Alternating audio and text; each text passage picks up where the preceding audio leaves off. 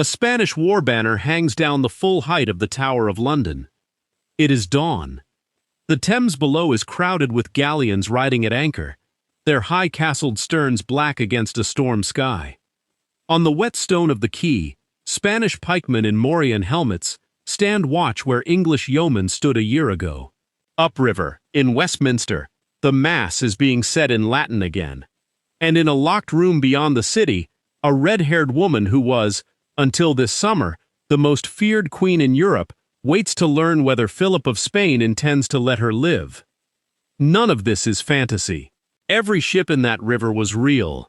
Every soldier on that quay was real. And in the summer of 1588, all of them came within one night of standing exactly where you are seeing them. Not one battle, not one general, one night, off the coast of France, and 8 burning ships. Here is what actually happened. In May of 1588, Philip II of Spain sent the largest fleet the world had ever assembled north into the English Channel.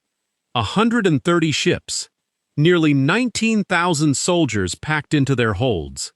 He gave command of it to the Duke of Medina Sidonia, a nobleman who had written to his king begging to be released from the appointment, on the grounds that he knew nothing of war at sea and was violently seasick. Philip ignored the letter.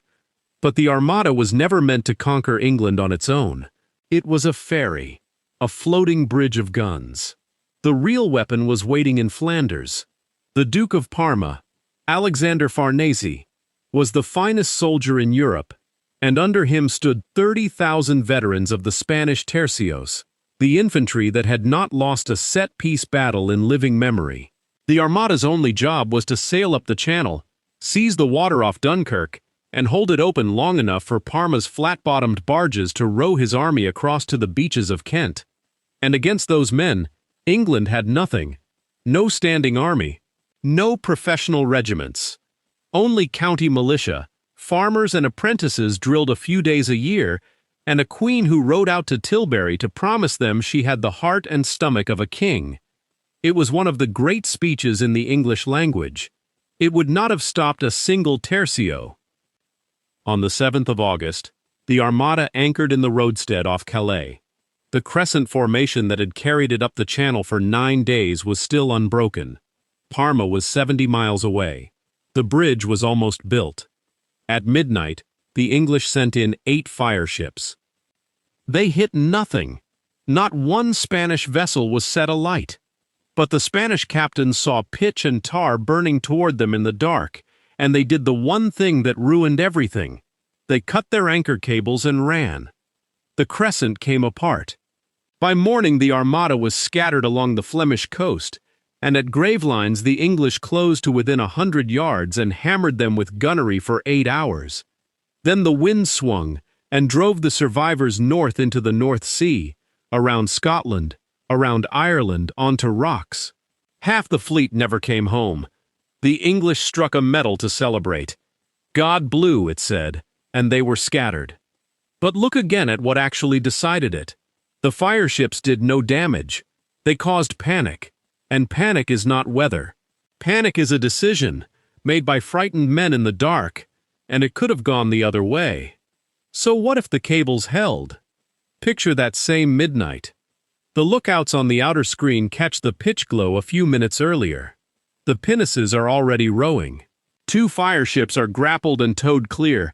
The rest drift burning through empty water, and along the crescent the order goes out and is obeyed. Warp out on the kedge anchors. Hold your station. Do not cut. By dawn the formation is ragged, and it is intact. Gravelines is still fought. It is simply no longer a rout. The English pour in fire all morning, and by afternoon they are out of powder and shot, which in our own history they very nearly were, and Lord Howard and Francis Drake are forced to fall back toward the Downs to resupply. For 6 days, nobody contests the water off Dunkirk. 6 days is exactly what Parma asked for. The barges come out on a flat sea, covered by the guns of a fleet that is still in being. The Dutch flyboats that historically penned Parma into the shallows cannot work in front of a battle line, and somewhere on the Kent shingle, in the 3rd week of August 1588, 30,000 of the best infantry in the world step onto English ground. This is the moment history unfolded exists to find. If you want more turning points like it, subscribe now. Because everything after this is the world that decision built. The militia meet them. They are brave and they are annihilated. Tilbury holds for a few days and then it does not hold at all, and by the middle of September the Spanish siege train is on the Thames, and London, a city with medieval walls and no garrison worth the name, opens its gates. Elizabeth is taken on the road north, but taking London was the easy part. England is not made a Spanish province, it is made a Spanish client. Philip has been careful about this for years, and he pushes the claim of his own daughter, the Infanta Isabella Clara Eugenia, to an English throne dressed in English law, crowned by an English Catholic bishop, defended by a Spanish garrison. In the north, the moors fill with Protestant preachers and men who will not swear. The occupation never ends, exactly. It just becomes ordinary. And the shockwave moves outward faster than anyone in London can feel it. The Dutch die first. The revolt in the Netherlands survived on two things: English money and the fact that Parma's army was permanently distracted. Both are now gone. Farnese turns back with an unbeaten force and no enemy behind him, and the young Dutch Republic is strangled in its cradle. There is no Dutch Golden Age, no Amsterdam Exchange, no fleet of flyboats carrying the trade of the world. Then the ocean closes. The English East India Company was chartered in 1600 by merchants who had spent the 1590s learning that Spanish sea power could be beaten. Those merchants do not exist now. Neither does the Virginia Company. There is no Jamestown in 1607, no Mayflower in 1620, no thin line of English settlements along a North American coast that Spain and France divide between them instead. The Atlantic world is Catholic and Iberian from the Chesapeake to Patagonia, and it stays that way. So here is the question worth arguing about, and I want your answer. Was that a worse world, or only a different one?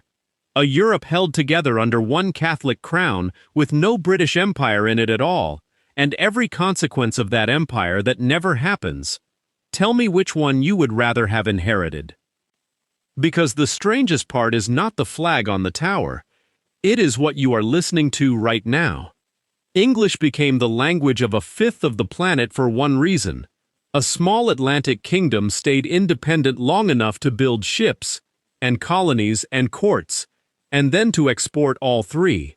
Cut that thread in August 1588, and the words go with it. No common tongue for the internet. No English contract law under half the world's trade. The sentence you are hearing is spoken in Spanish, or it is not spoken at all. Now come back to that banner hanging down the tower in the gray morning light. It is there because 8 ships that hit nothing frightened a few captains into cutting a few ropes. That is the whole margin. Every road, every border, every language that followed rests on whether a handful of frightened men in the dark held their nerve for 1 hour. So which world would you rather have inherited? The one united under a single crown, or the fractured one that gave you the language you are thinking in right now? Tell me in the comments. If this timeline moved you, hit the like button. It is the signal that tells YouTube to keep finding turning points like this one. And subscribe, because next time History Unfolded asks what the world becomes if Tenochtitlan never falls, if the Aztec Empire meets Cortez ready instead of unarmed. That timeline is coming. Don't miss where it goes.